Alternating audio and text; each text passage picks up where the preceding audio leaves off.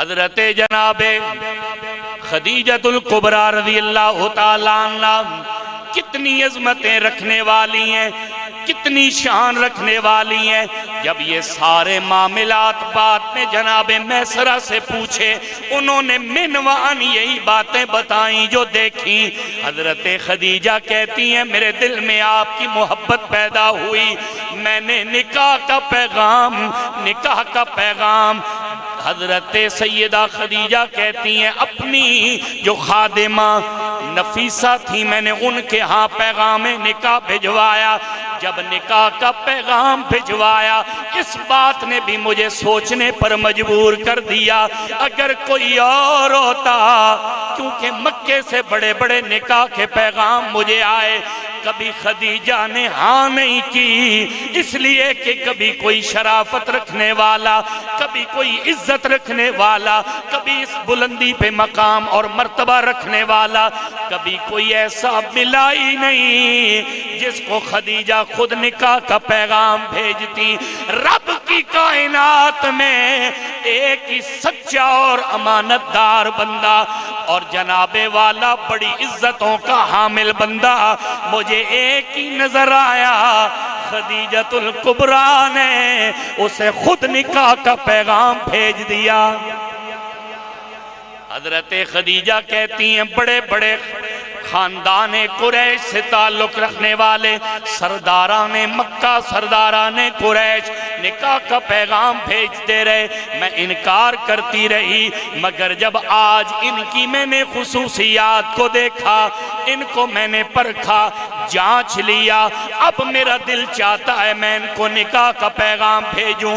جس بات نے مجھے سوچنے پر مجبور کر دیا وہ بات یہ تھی، جب نکاح کا پیغام گیا، نفیسہ پیغام لے کے گئیں، تو میرے آقا کریم صلی اللہ علیہ وسلم کا انداز دیکھیے.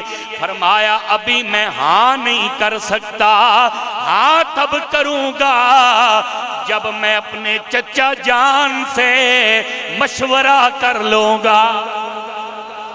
اور جو بڑوں کی سرپرستی میں رہتے ہیں، جب تک بڑوں کی بات مانتے ہیں اللہ ان کے کاموں میں برکتیں عطا فرماتا ہے. یہ میرے نبی پاک کی سیرت ہے. نفیسہ کہتی ہیں میں واپس آ گئی، 3 دن کے بعد میں نے پتہ کیا. حضرت جناب نفیسہ کہتی ہیں پھر مجھے محمد کریم صلی اللہ علیہ وسلم نے مجھے فرمایا کہ ہاں میں نے اپنے چچا جان سے مشورہ کیا ہے. میرے چچا جان نے فرمایا ہاں مکے میں کوئی ایسی خدیجۃ الکبریٰ کے پائے کی عورت نہیں، ہاں اگر انہوں نے نکاح کا پیغام بھیجا ہے پھر ہاں کرنے میں دیر نہیں کرنی چاہیے، اس لیے کہ وہ بھی خاندان اعلیٰ سے تعلق رکھتی ہیں، شریف النفس گھرانے سے تعلق رکھتی ہیں. آپ بھی اعلیٰ گھرانے سے تعلق رکھتے ہو، نہ ان جیسا مکے کی عورتوں میں کوئی نظر آتی ہیں، نہ ہی آپ جیسا مکے کے مردوں میں کوئی نظر آتا ہے، نہ ان کا کوئی امانت والوں میں، امانت داروں میں کوئی ان کا کوئی ثانی ہے، نہ آپ کا کوئی ثانی ہے. جوڑ تو پھر مل گیا، نکاح کا پیغام آیا ہے، ہاں کر دیجئے، نکاح کرنے کے لیے تیار ہیں.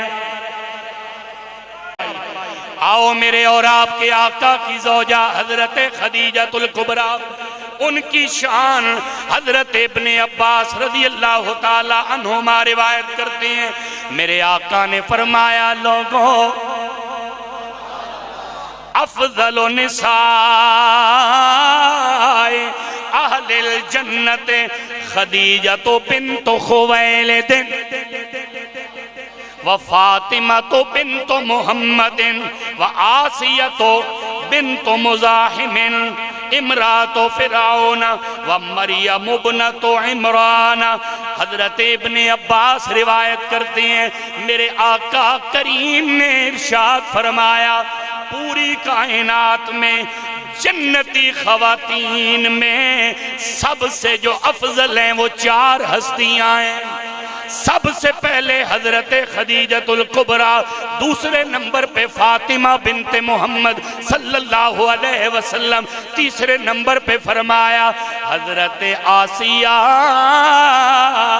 جو فرعون کی زوجہ ہے، حضرت آسیہ جو حضرت آسیہ بنت مزاحم ہے، چوتھے نمبر پہ فرمایا مریم بنت عمران رضی اللہ تعالی عنہن، فرمایا یہ چار عورتیں ایسی ہیں جنہیں اللہ نے جنت میں عورتوں میں سب سے افضل قرار دیا ہے، سب سے افضل بنایا ہے۔ حضرت عائشہ فرماتی ہیں حضرت خدیجہ کی یہ شان ہے کہ لم یتزوج النبی صلی اللہ علیہ وسلم علی خدیجہ حتی ماتت۔ حضرت عائشہ رضی اللہ تعالی عنہا فرماتی ہیں جب تک حضرت خدیجہ میرے آقا کے نکاح میں رہی، سرکار نے کوئی اور نکاح نہیں فرمایا، اس لیے کہ حضرت خدیجہ کے ساتھ میرے آقا کو بڑا پیار تھا، بڑی محبت تھی، بڑی حضور کو ان سے محبت تھی۔ ان کے ہوتے ہوئے سرکار نے کبھی دوسرا نکاح نہیں فرمایا۔